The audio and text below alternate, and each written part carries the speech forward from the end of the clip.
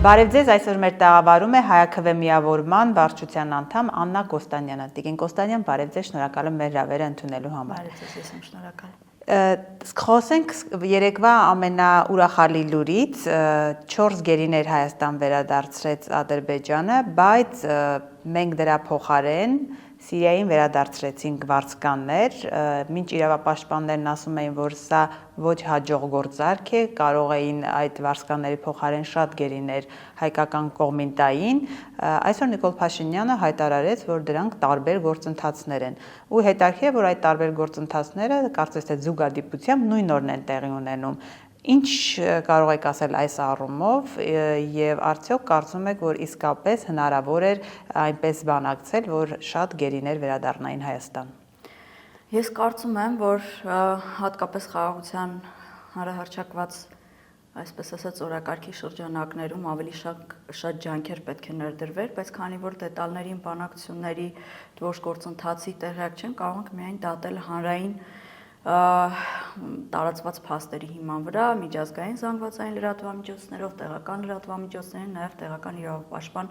կազմակերպությունների ու անհատների կողմից տարված աշխատանքի տրամաբանության մեջ։ Չեմ պատկերացնում արդյոք մեկը մյուսի հետ փոխկապակցված գործընթաց էր, ամեն դեպքում չեմ էլ հավատում զուգադիպություններին։ Փաստը այն է, որ երկու վարձկան անձանց դիմաց վերադարձվող մեր հայրենակիցները այսօր գտնվում են արդեն Հայաստանի Հանրապետությունում, իսկ միայն այն փաստը, որ փոխանակումը տեղի ունեցել երկու օտարերկրյա ըստ էության Սիրիայի կողմից ուղարկված վարձկանների դիմաց, սա նշանակում է, որ այդ երկու անձինք իրենցից ինչ-որ կարևորություն էին ներկայացնում, այլապես եթե զուտ քանակային առումով ենք նայում մեր կողմից 4 հոգի 2-ի դիմաց, այնքան էլ համահավասար պայմանների դեպքում չի եղել։ Այսինքն սա մեզ թույլ է տալիս ենթադրելու, որ այդ երկու անձինք իրենցից ծանրակշիռ նշանակություն էին ներկայացնում։ Ես հետևելով նաև տարբեր մեր հայ իրավապաշտպան գործընկերների գործունեությանը, որոնք ջանք ու եռանք չեն խնայել միջազգային կազմակերպությունների միջոցով, այդ թվում նաև Կարմիր խաչի միջազգային կազմակերպության միջոցով աշխատանք տանելու, որպեսզի մեր հայրենակիցները վերադառնան, այստեղ նրանց ուրեմն վերլուծություններն էլ թույլ են տալիս ենթադրելու, որ ամեն դեպքում ներքին ինչ-որ գործընթաց տեղի է ունեցել, ըստ երևույթին երևի օրվա իշխանության կողմից տարվող, բայց ինչպես միշտ գործընթացի մեծ մասամբ փաստերին հանրությանը տեղյակ չեն պահում եւ իրավունք չունեն բողոքելու, որ հանրությունն էլ տարբեր ենթադրություններ կարող է անել։ Ես կարծում եմ, սա ավելի շատ, եթե քաղաքական տեսանկյունից ենք նայում, քաղաքական ակցիա է, որովհետեւ մենք գտնվում ենք հիմա նախընտրական փուլում ըստ էության։ Իսկ Ադրբեջանը օգնում է այդ հարցում իշխանության դիրքերի ամրապնդմանը։ Ես կարծում եմ չի բացառվում, որ նույնիսկ ներքին պայմանավորվածություններ կան, որովհետեւ տեսեք, այս 4 անձանց շուրջ երկու երիտասարդները քաղաքացիական անձինք էին, որոնք պատերազմից հետո հայտնվել էին գերության մեջ, մեկ տարեց անհատի վերաբերյալ դատական գործի շրջանակներում մեղադրանք կար, որ մարդը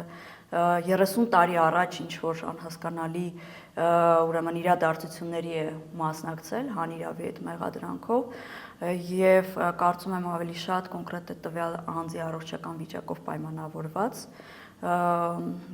մասնավորապես իրավապաշտպանները եւ Կարմիր խաչի կազմակերպությունները կարողացել են հասնել նրան, որ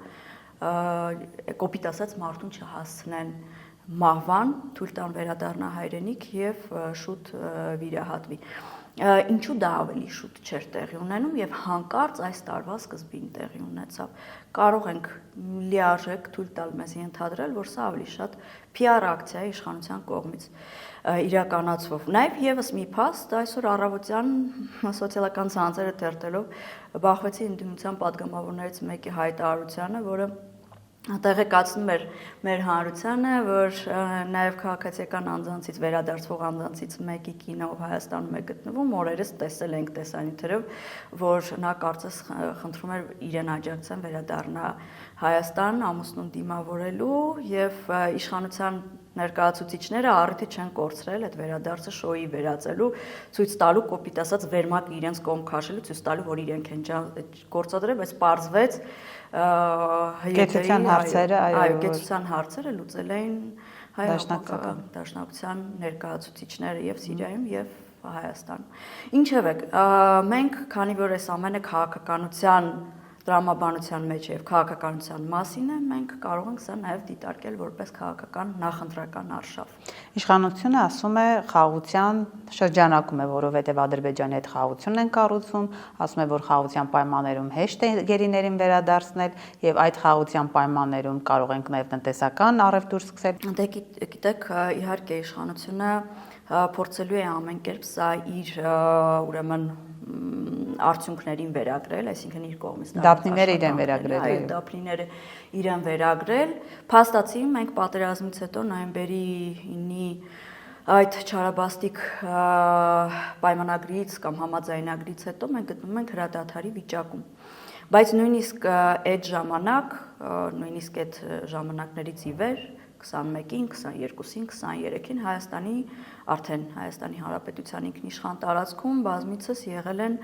Ադրբեջանի Հանրապետության զինված ուժերի կողմից Հայաստանի Հանրապետության տարածքների հանդեպ ռազմական գործողություններ, տարածքների օկուպացիա եւ այդ զինված ուժերի որոշ ստորաբաժանումներ այսօր գիտեն գտնվում են Հայաստանի տարբեր։ Ասում են դա սահմանազատման պետք է լուծվի։ Սահմանազատման, բայց տեսեք, այստեղ մի շատ փոքրիկ նյուանս կա, այն ժամանակ մինչև նոյեմբերի 9-ը խոսվում էր Արցախի Հանրապետության տարածքների բանակցային գործընթացից արդեն դուրս ուժով տարածքները վերադարձնելու մասին, հիմա հանկարծ խոսքը սկսեց տարածվել եւ այդ պահանջները տարածվել Հայաստանի Հանրապետության շուրջ։ Ինչու մինչև պատերազմը դիսկուրսը չկար Հայաստանի Հանրապետության եւ Ադրբեջանի միջև սահմանազատում իրականացնելու, հանկարծ Արցախի վերջնական օկուպացիայից հետո տեղի ունեցավ։ Սա մի երևույթ է, որը ապացուցում է, որ երբ որ դու թույլ ես տալիս քո ինքնիշխան տարածքների հանդեպ ոտնձգություններ մեկ պետության կողմից, նա ավելին է պահանջելու։ Միանշանակ, այսօր իրականում տեսեք գեոպոլիտիկ իրավիճակն էլ այնպիսին է, որ փաստորեն ուժի միջոցով են պետությունները սկսել իրենց հարցերը լուծել, իրավական միջազգային իրավունքի ամբողջ համակարգը ապականված, ջախջախված եւ ոչնչացված է, այլևս ոչ մի միջազգային կառույց իրենից ծանրակշիռ դեր չի ներկայացնում եւ չունի զսպող եւ բալանսավորող ուժ պետությունների վրա։ Դրա համար մենք մաքսիմալ պետք է զգուշ լինենք, բայց այդ զգուշավորությունը, խորագիտությունը, իմաստնությունը դիվանագիտական հարաբերություններում այս պահին Հայաստանի Հանրապետությունը ունի թե չէ, ես կասկածում եմ, անկեղծ ասած։ Հսկայական աշխատանք կա տանելու արտաքին քաղաքական ֆրոնտում, որը կարծես թե համենայն դեպս հանրության աչքերին չի երևում։ Այո, գերիների վերադարձը ուրախալի լուր է, բայց միայն այդ վերադարձը դարձնել շոուների ինչ-որ թեմա եւ այդ շոուներով փորձել հանրությանը մոլորեցնել, թե սա խաղաղություն է իրապես բերել, տեսեք, մի շատ կենցաղային օրինակի վրա, հա, երբ որ չկային ինչ-որ տարատեսակ նաև տնտեսական հարաբերություններ Հայաստանի ու Ադրբեջանի միջև, հայկական շուկայում երբեմն կարելի էր գտնել ադրբեջանական ծագման ապրանքներ։ Այդ ժամանակ էլ եղել առևտրաշրջանառություն, թեկուզ գաղտնի ինչ-որ տարբեր ճանապարհներով Վրաստանի միջոցով որպես տարանցիկ երկիր, կամ գուցե նաև ինչու ոչ Իրանի միջոցով, բայց եղել է։ Այսինքն դա ինչ-որ այսպես այլմոլորակային կամ ինչ-որ արտառոց երևույթ չէ, եւ դա սարքել պարզապես սեփական հաջողությունների առանցք սխալ է։ Եվ մենք պետք է սրա մասին շատ խոսենք, հանրությանը տեղեկացնենք, որպեսզի մոլորության մեջ չընկնի։ Դրան զուգահեռ հիմա աննախադեպ են համարում իշխանությունները ներդրումային քաղաքականության հետ կապված, որ TRIP-ի օրերս արտգործնախարար, երբ որ Միացյալ Նահանգներում էր, ստորագրեց զարգացման ծրագիր կամ TRIP-ը իրականացնող այսպես ծրագիր, եւ հիմա Փաշինյանն ասում է, որ ոչ թե մենք ենք ներդրումներ ուզում բերել Հայաստան, այլ գումարները իրենց են արդեն գալիս Հայաստան։ Այսինքն տնտեսապես հզորանալու է Հայաստանը եւ ըստ իրենց խաղաղ միջավայրում գոյակցելու են Ադրբեջանի հետ։ Հիմա TRIP-ից ինչ է տալու TRIP-ը Հայաստանին։ Սա մոտավորապես, եթե կորելացիա տանենք, այդ ապագայի տրամաբանության մեջ է, այսինքն վերացական ամեն ինչի մասին կարելի է խոսել, այսպես է լինելու, այնպես է լինելու, կան նախադրյալները թե ոչ, համենայն դեպս այսօր ներկա իրավիճակը բացարձակ վստահություն չի ներշնչում։ Եվ հետո եկեք չմոռանանք, որ Հայաստանում ներդրումային միջավայրը կրկին ապականվել է, այսինքն հենց հիմա հողի վրա այնպիսի պրոցեսներ են տեղի ունենում, երբ խոշոր հայազգի ներդրողի ու ընդ որում կապ չունի, որ ուրեմն գործընկեր պետության նաև քաղաքացի է հանդիսանում, որ պետությունից են այդ ներդրումները գալիս, փաստը մնում է փաստ, որ դրանք օգնել են Հայաստանի Հանրապետությանը եւ կատարվել են այդ ներդրումները, ընդ որում տասնյակ տարիներ շարունակ։ Այդ նախադեպը արդեն փչացրել է վստահությունը Հայաստանի ներդրումային միջավայրի հանդեպ։ Եվ միջազգային գործընկերները ինչու պետք է հավատան այսօրվա այդ ծրագրի, TRIP-ի ծրագրի հերթական մի այսպես PR արշավին եւ վստահ լինեն, ինչ երաշխիքներ են տալիս, որ օրինակ ամերիկյան կազմակերպությունները չեն ենթարկվելու նույն Սամվել Կարապետյանի չեն արժանանալու Սամվել Կարապետյանի բախտին, որևէ մեկ այդ երաշխիքները տալիս է, կարծում եմ չկա, սրանք պարզապես ուղղակի խոստումներ են։ Իհարկե բոլորս էլ ցանկանում ենք, որ ներդրումներ լինեն, տնտեսական միջավայրը բարենպաստ լինի, աղքատության ցուցանիշները նվազեն եւ բոլորը ապրեն չաղու։ Այստեղ կներեք մի բայց կա, որ փաթեթի բաժնեմասերի 74%-ը Միացյալ Նահանգներին է եւ նա է որոշելու շատ բաներ։ Այստեղ գուցե Հայաստանը խնդիր ունի, որ կարող է շատ բաներ իր տարածքում ինքը չորոշի։ Չնայած հակառակն են համոզում իշխանությունները։ Եթե նայում ենք պարզ բիզնես տրամաբանության մեջ, հենց այդպես է լինելի է։ Ասում են կոնտրոլի գլխավոր փաթեթը գտնվում է մի գերտերության ձեռքին, որը այսօր տեսնում ենք ինչպիսի process է տանում այլ պետությունների հանդեպ։ Այսինքն այստեղ տնտեսական ոչ միայն տնտեսական հարաբերությունների մասին է, այլ քաղաքական եւ տարածաշրջանում կտրուկ դերի ավելացման։ Այդ ճանապարհը շատ լավ գիտենք, որ Հայաստան, Իրան ուրեմն սահմանով է անցնում։ Մենք գիտենք մեր գործընկեր Հանրապետության դիրքորոշումը այս ծրագրի հետ կապված, մենք գիտենք հարաբերությունները Ամերիկայի Միացյալ Նահանգների եւ Իրանի հետ, Իրանի Իսլամական Հանրապետության ու հատկապես հիմա Իրանի Հանրապետության մտավախությունները այս ճանապարհի շուրջ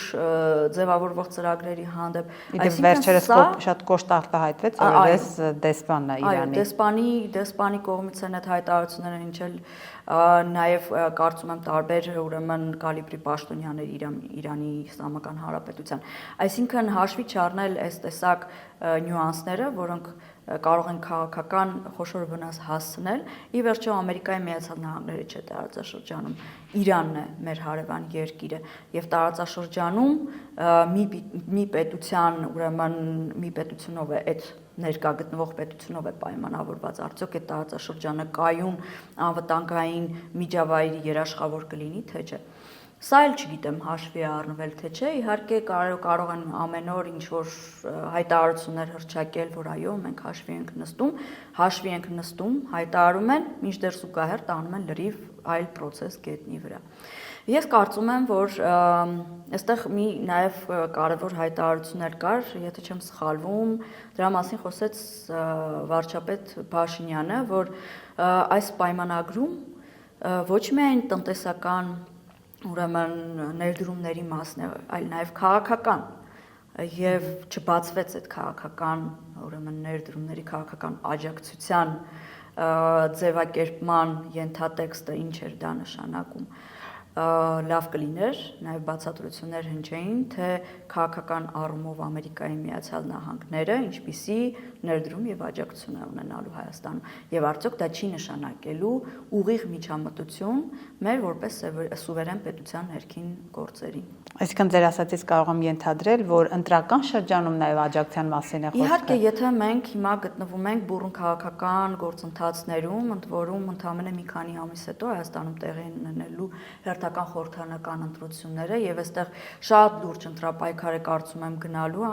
հաշվի առնելով վերջին 7-8 7 տարիների ընթացքում այս իշխանության կողմից վարած տապալող քաղաքականությունը եւ արտաքին եւ ներքին ուրեմն հարցերում ես կարծում եմ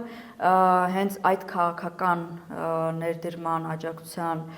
ենթատեքստը հենց միջամտությունն է լինելու նաեւ քաղաքական process-ներին մեծ գերտերության կողմից։ Ավելի վաղ նաև Եվրամիության կողմից էր գումարներ տրամադրել, այսինքն մենք մեծ հաշվով արևմուտքի միջամտության ականատեսն ենք լինելու։ Եթե հավաքական առումով ասենք, այո կարող ենք, բայց քանի որ հավաքական արևմուտք հասկացությունը այս պահին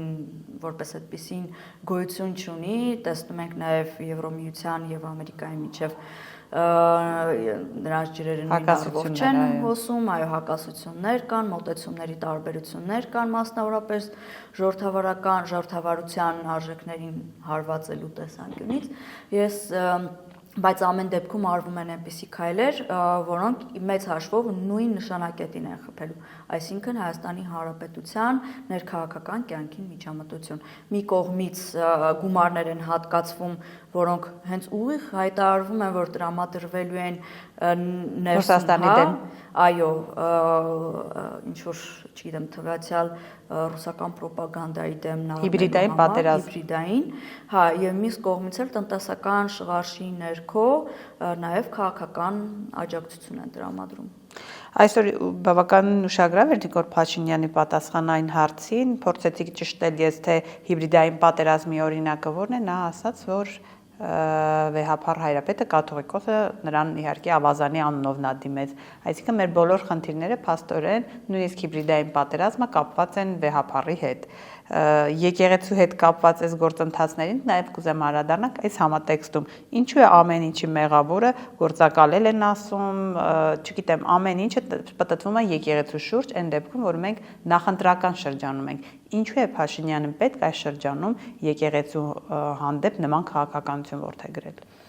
Ես կարծում եմ ամեն դեպքում ինչ որ մտավախություններ, վախեր ունի այս իշխանությունը, որովհետև եթե իսկապես կան ինչ որ ծանրակշիռ փաստեր, որոնք հիրավի կարող են վնասել Հայաստանի Հանրապետությանը, այդ փաստերը վաղուց ուրեմն հրապարակված կլինեին որպես ապացույցներ։ Եվ խոսքը բոլորովին չի վերաբերվում վերջերս ցանցում անհասկանալի ուրեմն ճանապարհներով մի լրատվամիջոցի կողմից դաշնետված փաստաթղթին, որը վերից վար ընդհանրապես կեղծիք էր իրենից ներկայացնում, հա, նույնիսկ ասենք շարքային քաղաքացին հսկայական քանակի խնդիրներ էր այդ այսպես կոչված փաստաթղթում տեսել։ Այդ վախերը կարծում եմ պայմանավորված է ավելի շատ ուրեմն վեհափառի միջազգային հեղինակությամբ, որովհետև ուրեմն վեհափառի շուրջ վեհափառի դեմ այսպես կոչված արշավին զարկ էր տվել մեր թշնամի եւ նոր բարեկամ հանդիսացող Ադրբեջանի Հանրապետության մի հոգեվոր առաջնորդ եւ երջանիկ պատահականությամբ Նիկոլ Փաշինյանը այդ ուրեմն հայտարարություններից հետո սեփական արշավն է սկսում կաթողիկոսի դեմ։ Միևնույն ժամանակ եկեք չմոռանանք, որ Արցախի խնդրի հիմնախնդրի վերաբերյալ, Արցախահայերի իրավունքների վերաբերյալ նաև որպես Հայաստանի Հանրապետության պետական ինստիտուտի ներկայացուցիչ խոսել է վեհափառը, այսինքն Շվեյցարիայում այց էր կատարել, տարբեր կազմակերպությունների ներկայացուցիչների արչև ներկայացրել էր, որ Արցախի հարցը փակված չէ, Արցախահայերը ունեն իրավունքներ։ Այսինքն այս բոլոր հանգամանքները թույլ են տալիս հասկանալու, որ ամեն դեպքում կաթողիկոսի իմիջը, նրա հեղինակային բարձր վարկանիշը, հեղինակությունը ինքը որպես հեղինակություն կարող է ազդեցություն ունենալ տարբեր միջազգային շրջանակների մոտ այս մեր ներքին ուրեմն պետական ազգային հարցերի բարձրացման խնդրում եւ դա ջղաձգումներ է առաջացնում առաջինը Ադրբեջանի Հանրապետության տարբեր շրջանակների մոտ, հետո էլ Հայաստանի Հանրապետության այս պահի վարչապետի մոտ։ Ես կարծում եմ, որ ամեն դեպքում իսկ նախընտրական տարում դա իրեն պետք չէ, այսինքն պետք է չեզոքացնել այդ հնարավոր վտանգները։ Իհարկե պետք չէ, որովհետև փաստացի տարբեր նաև միջազգային կազմակերպությունների ու Հայաստանի Հանրապետությունում գործող սոցիոլոգիական կենտրոնների իրականացրած հարցումներով ամենամեծ հեղինակությունը վայելում էր եկեղեցին, հետո բանակը, եւ դա պահպանվում էր պարբերաբար ամիսներ շարունակ, երամսյակը 1, 6 ամսյակը 1 տարեկան կտրվածքով այդ հարցումները գալիս էին ցույց տալու, որ ամենաբարձր վարկանիշը ունի եկեղեցին եւ քանի որ այնպիսի մի process էր ստեղծվել, հա, ներքաղաքական, երբ եկեղեցին կարող է շանս ունենալ իսկապես միավորելու ողջ ժողովրդի տարբեր շերտերին, հենց այնտեղ այդ ժամանակ պետք էր հարված հասցնել եւ եկեղեցականներին եւ մասնավորապես վեհապար հայրապետին, որպեսզի հեղինակազրկեն։ Հիմա նախընտրական տարվա հետ կապված մի քանի հարց, Հայաքվեն ինչ ձևա կա արդեն որոշում, ինչպես է մասնակցելու ընտրություններին, արդյոք կուսակցություն է ձևավորվելու եւ ընդհանուր առմամբ ինչ ձևաչափ եք պատկերացնում ընդդիմադիր դաշտի համար, այսինքն հիմա շատ է քննարկումները միացյալ ուժերով, մեկ ընդդիմադիր դաշտով կամ մի քանի մեծ բևեռներով մասնակցել, ձեր պատկերացումը այս առումով ինչպիսին է։ Նախ շտապ եմ տեղեկացնել, իհարկե այս մասին կարծում եմ հանրային ձևով կհայտարարվի պաշտոնապես, Հայաքվեում վերջերս տեղի ունեցավ քաղաքացիական միավորման վարչության ընտրություններ եւ վարչության կազմը մոտավորապես 60%-ով թարմացել է եւ նոր դեմքեր են ներգրավել, այս մասին ավելի մանրամասն առաջիկայում կխոսեն Հայաքվեի, ենթադրում եմ, ուրեմն մամուլի ասուլիսի ժամանակ։ Իհարկե քաղաքական process-ների մասնակցության վերաբերյալ տևական ժամանակ քննարկումներ կան, ինչ ձևաչափով մասնակցել, արդյոք անհրաժեշտություն կա լայն կոալիցիայով կամ առանձին կուսակցությունով, այս քննարկումներն էլ առայժմ ընթացքի մեջ են ու նաև պետք է հաշվի առնել, որ Հայաքվեն շատ արժեքավոր գործունեություն է ծավալել 23 թվականից ի վեր, մասնավորապես հանրային քաղաքացիական դաշտում, այո, դիտորդական առաքելություն է իրականացրել, կարողացել է ներգրավել բավականին ծանրակշիռ քանակով մեր քաղաքացիներին, ովքեր որ վերապատրաստվել են եւ վերահսկել են դիտորդություն են իրականացրել ընտրություններում եւ շատ արդյունավետ ձևով եւ դա շատ արժեքավոր գործընթաց է, որը կարծում եմ պետք է պահպանվի։ Իսկ ինչ վերաբերում է արդյոք ինչ ձևաչափով պետք է մասնակցել, որպեսզի կարողանանք առաջիկա ընտրություններում լուրջ փոփոխություններ բերել, ես կարծում եմ, որ վաղուց ժամանակն է, որպեսզի քաղաքական ռեալ ընդդիմադիր քաղաքական ուժերը իրենց մեծամտությունը մի կողմ դնեն, կարողանան հաղթահարել սեփական էգոն, սեփական ճանաչելիության եւ ինչ որ պայմանական վարկանիշների այդ ինքնաբավության զգացումը եւ մեկ սեղանի շուրջ նստեն մեկը մյուսի հետ, որովհետեւ յուրաքանչյուր միավոր քաղաքական կամ հանրային դաշտում իր գործունեությամբ փոքր, մեծ, միջին, էական չէ, ինչ որ աշխատանք տանում է, խոսում է այսինքն հանրության ամենատարբեր շերտերի հետ։ Մեկի մոտ դա ստացվում է ավելի մասշտաբային, մեկի մոտ ավելի փոքր ձևաչափով, որոշակի հաջողություններ են գրանցում եւ պետք է հասկանան, որ այդ բոլոր շերտերի մի հոգին չի կարող այդ բոլոր շերտերի իդեալական պատկերացումները բավարարել եւ ցավոք թե բարեբախտաբար չկա մեկ անձ, ով կարող է խոսել հանրության այդ բոլոր շերտերի լեզվով։ Հետևաբար պետք է գնալ համագործակցային ճանապարհով, կարողանալ պայմանավորվել ընդհանուր ազգային պետական սկզբունքների շուրջ եւ գիտակցել, որ կարելի է նաեւ այսպես ավելի ամբիցիոզ ձևով հայտարարել, որ սա վերջին շանս է մեր ազգային նպատակները վերջապես ամրապնդելու համար։ Եվ եթե մենք ունենք խնդիր լուծելու այս պահին, ազատվելու այն իշխանությունից, որը Հայաստանի Հանրապետության առնվազն տարածքները չի կարողացել պահպանել, եւ դա պետք է ենթարկվի պատասխանատվության, որովհետև չի կարող որևէ պաշտոնյա միանձնյա այնպիսի գործողություններ իրականացնի, պետությանը տուրբուլենտ իրավիճակի մեջ դնի, վնաս հասցնի բոլոր ոլորտներին եւ հատկապես ինքնիշխան սահմանների պաշտպանությանը եւ մնա անպատիժ։ Եվ մենք պետք է այդ խնդիրը կարողանանք լուծենք։ Եթե ուզում ենք լուծենք, ապա պետք է ընդհանուր սկզբունքների շուրջ կարողանանք պայմանավորվել։ Այսինքն իշխանափոխության Փաշինյանին հեռացնելու միջոցը միավորվելն է։ Միավորվել, բայց գործնական տարբերակով, ոչ թե հանրահռչակել, որ մենք պետք է միավորվենք, այլ ոչ, շատ գործնական թղթի վրա ընդհանուր սկզբունքներ համաձայնեցնելով, հնարավորինս լայն կոալիցիայով, հնարավորինս այնպիսի մարդկանցով, ովքեր որ կարող են բավարար չափով շահել հանրության սիրտը եւ հույս ներշնչել գործնական քայլերով, որ իրենք կարողանալու են եւ այդ կամք ունեն պատասխանատվություն վերցնելու իրենց ուսերին։ Երբ որ խոսում եք ամբիցիաներից, այսինքն մտահոգությունը հենց դա է, որ շատ ուժեր հնարավոր է ամբիցիաները թույլ չտան, հենց այդ միավորումը ստեղծել եւ հասնել ընտրական փուլի եւ իշխանապողություն իրականացնել, այսինքն դա կարող է խանգարել այդ փոշիացումը ձայների։ Այո, կարծում եմ, որովհետեւ կան նաեւ տարբեր ուրեմն չափի ուժեր, այստեղ խոսում ենք նաև քանակական առումով, որոնք գերագնահատում են իրենց պոտենցիալը, օրինակ, պարզ կենցաղային օրինակ, սոցիալական ցանցերում ունեն իրենք անձնապես բարձր հեղինակություն, փոստեր, ստատուսներ գրելու, ինչ-որ հանրային ճանաչելություն, եւ դա իրենց ոգեշնչում է ենթադրելու, որ իրենք այն մեկն են, ով կարող է դառնալ պայմանական Հայաստանի Հանրապետության վարչապետ, եւ դա իրենց թույլ չի տալիս գնահատելու դիմացինի կարողությունները, հասկանալու, որ այդ վարչապետին իրենք իրենց չպետք է հռչակեն։ Վարչապետը ընտրվում է պարլամենտի ներսում, պարլամենտին ընտրում է ժողովուրդը։ Հետևաբար, առաջին հերթին դու պետք է դառնաս պարլամենտի անդամ, հետո նոր պարլամենտի մեծամասնության կողմից, ձայների մեծամասնությամբ ընտրվես որպես վարչապետ։ Մեծամտություն եւ սեփական ուժերը գերագնահատելու անհասկանալի միտում։ Եթե այս երկու քայքայող որակները, հա, քաղաքական ուժերի եւ քաղաքական անձանց իրեն կարողանան դնել մի կողմ, կարծում եմ շատ